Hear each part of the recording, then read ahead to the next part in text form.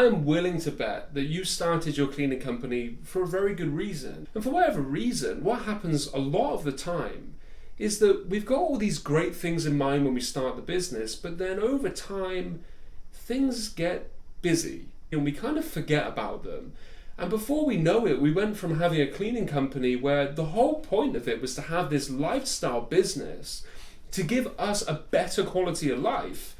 But now you've got a cleaning company that's taking up more time than before you had it. You're making maybe the same amount of money or even less money, but certainly not what you know you could be making from it. And you also don't really spend any more time with yourself or your kids or anything else like that. If you feel that way at the moment, you're thinking, yeah, I did start this for a better quality of life, but I don't have that right now. I want you to get back to that.